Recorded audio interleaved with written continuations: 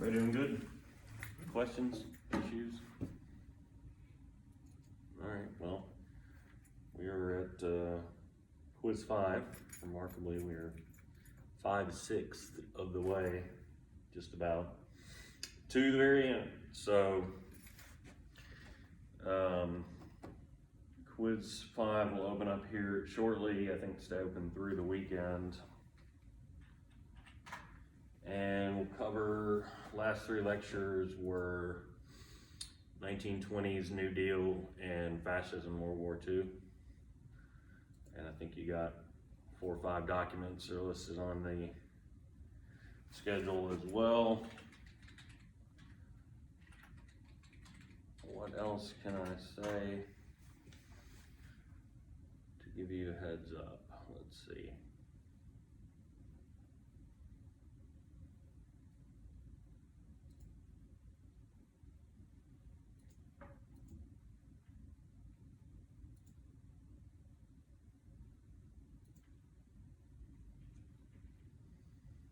So first you will read excerpts from a report from Martha Gellhorn, working at the time to the Federal Emergency Relief Administration. She's kind of going around from home to home, average working class people in North Carolina. Just pay attention to her observations is all. Not much complicated from that one, nothing too terribly difficult, should be obvious. Then you'll have some letters that were written to both President Roosevelt and the Secretary of Labor, both the first female cabinet member and the first gay cabinet member, Frances Perkins. You should just kind of get a general sense of those letters, such that if you saw a list of descriptions, you'd say, yes, I remember the black man who was working in the tobacco factory in North Carolina, or no, I don't remember this at all. So I mean, again, just a general sense of who those people are writing those letters and what is it that they do. You'll read Roosevelt's address to Congress on December 8, 1941, describing the events of the previous 24 hours. Just pay attention to where all Roosevelt says the United States was attacked. I think we could all say Pearl Harbor and remember that part, but actually the Japanese attacked the United States all throughout the Pacific. Anywhere America had an installation, a military presence of any kind, that's where the Japanese attacked. So just pay attention to when Roosevelt kind of rattles off that list. And then two, he also makes a statement about the nature of the attack, like something that makes it even worse. I mean, what could be worse than an all-out surprise attack igniting a war? He actually has another layer to that he says, this makes this an even more despicable act, or in his words, this makes this a date that will live in infamy. And you get to read some from Grant Hirabayashi. Hirabayashi is a Japanese American who ends up fighting for the United States in the war. You should be able to tell me, where does he end up fighting and doing what? He has a sort of very specific gig with a very specific unit that you should be able to explain that to me. And then also, pay attention to what he says about what becomes of his parents during the war, who are also American citizens and immigrants to the United States, but naturalized American citizens. I might ask you about both of those things, his wartime experiences and then what happens to his parents while he's off fighting the war. And then you'll hear from various women, girls, actually, when they were doing this work, under the sort of banner of Rosie the Riveter. That is, these are young women who went and did factory work during the war.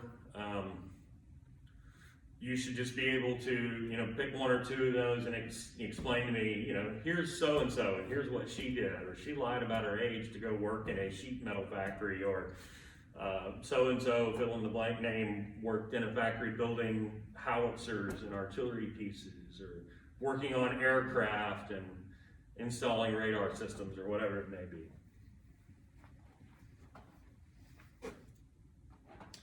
And then lecture questions, right? Like I said, you've got the 1920s lecture where we talked about the Jazz Age and ended up talking about the Great Depression. The next lecture would be Great Depression into the New Deal. And then we talked about fascism and World War II. From that 20s lecture, pay particular attention to those concepts of the new Negro and the new woman and what that meant in the 1920s.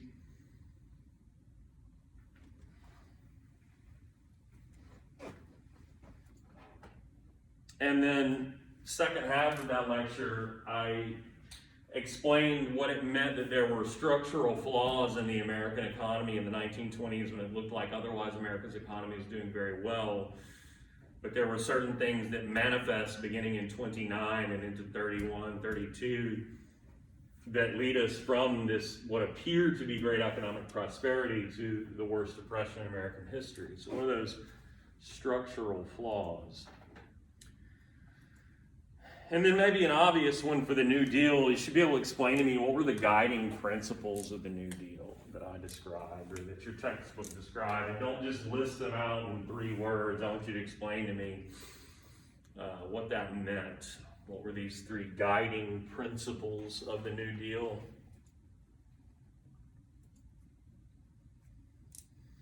And then I threw some New Deal programs at you, and those will all be important come final exam time. Just for this quiz, when we talked about the so-called second New Deal, I explained what does it mean to be a welfare state. You'll be able to give that back to me. How did I describe what it means to be a welfare state? Which Social Security would be a welfare state program that was implemented during the New Deal. And then World War II, I mean, just very obviously you should be able to tell me who were among the Axis powers and who were among the Allies. And then I spent quite a bit of time describing the origins of and the major tenets or characteristics of fascism. That's something you should know. Pretty much a whole slide laying out this is what fascists believe. And you should be able to identify then what are or are not characteristics of fascism.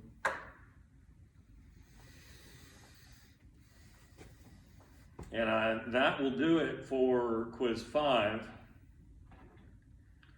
which will remain open, that is correct, through the weekend.